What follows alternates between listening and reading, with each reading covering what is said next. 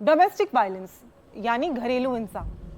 आज मैं आपको बताऊंगी कि डोमेस्टिक वायलेंस होता क्या है और इसको लेकर क्या कानून है और आप कैसे कंप्लेंट फाइल कर सकते हैं। सबसे पहले बात करते हैं डोमेस्टिक वायलेंस है क्या।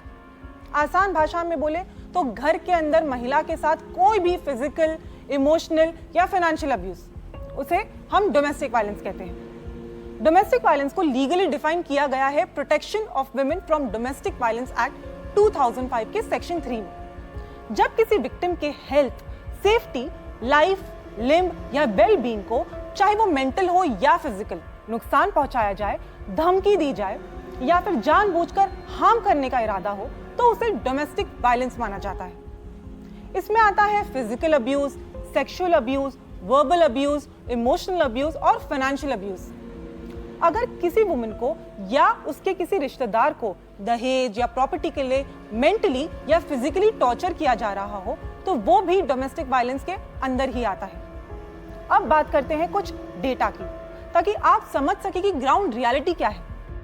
PWDV एक्ट के तहत 2020 में सिर्फ 446, 2021 में 505 और 2022 में 468 कंप्लेंट्स फाइल हुई, जबकि आपके आसपास देखेंगे तो डोमेस्टिक वायलेंस के हजारों केसेस मिल जाएंगे।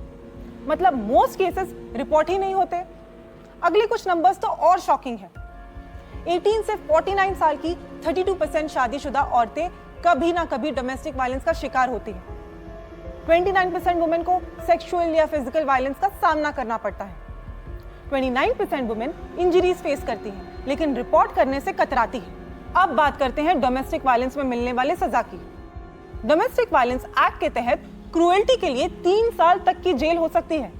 अगर अक्यूज मैजिस्ट्रेट के ऑर्डर का वायलेशन करे तो 1 साल तक की जेल या 20,000 का फाइन या दोनों हो सकता है। कोर्ट केस की सीवियरिटी, एविडेंस और अक्यूज की हिस्ट्री देखकर जजमेंट देती है। और अब बात करते हैं एक ऐसे पहलू की जिसके बारे में आमतौर पर बात नहीं होती, जब डोमेस्टिक वायलेंस का शिकार पुरुष होता है। कुछ दिनों पहले बेंगलुरु के एक AI इंजीनियर अतुल सुभाष ने सुसाइड कर लिया। अपनी मौत से पहले उसने एक वीडियो बनाया जिसमें उसने अपनी वाइफ और इन-लॉज पर सीरियस एलिगेशंस लगा दिए। अतुल ने बताया कि शादी के बाद उनसे लगातार पैसे मांगे जाते थे। जब उन्होंने मना किया तो उनकी वाइफ उनका बेटा लेकर चली गई और फिर उन्हें मिलने भी नहीं दिया। फिर अतुल और उनके फैमिली के खिलाफ मल्टीपल केसेस फाइल किया गया, इंक्लूडिंग अननेचुरल सेक्स।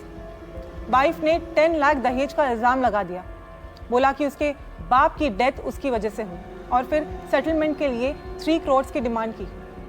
जब अतुल ने ये डिमांड कोर्ट को बताई तो जज ने भी अलेजिडली वाइफ का ही साइड लिया। इसी तरह आगरा के एक और इंजीनियर ने भी सेल्फ हार्म किया, अपनी वाइफ के अब्यूज से परेशान होकर। मध्य प्रदेश से एक वीडियो वायरल हुआ जिसमें एक वाइफ अपने हस्बैंड को मार रही थी। तो सवाल ये उठता है कि क्या डोमेस्टिक वायलेंस सिर्फ महिलाओं के साथ होता है? क्या मर्द सफर नहीं करते? सच तो ये है कि protection of women from domestic violence act 2005 सिर्फ वुमेन को ही अग्रीव्ड पर्सन मानता है।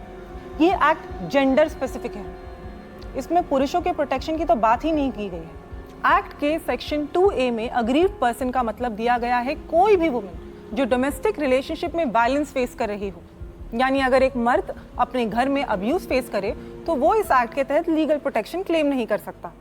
और ये सबसे बड़ा लूप होल है।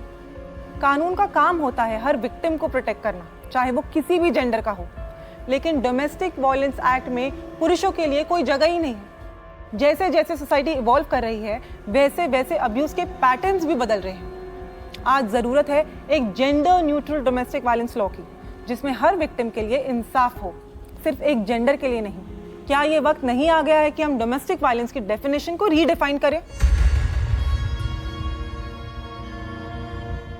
अब वक्त है आपके सवालों का। इस शो में हम आप यानी हमारे व्यूअर्स के क्वेश्चंस भी लेते हैं। अगर आप भी अपने लीगल राइट से जुड़े सवाल पूछना चाहते हैं तो स्क्रीन पर दिए गए नंबर पर मैसेज भेज सकते हैं।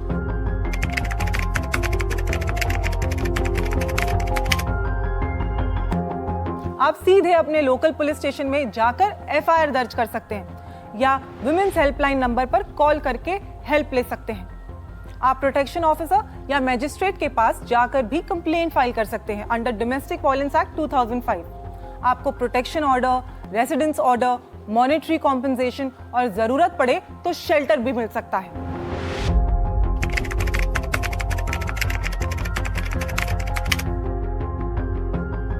हाँ, आता है।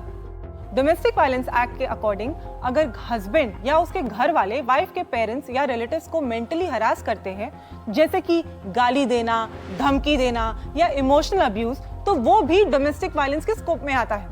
विक्टिम्स इसके लिए भी लीगल कंप्लेंट फाइल कर सकते हैं।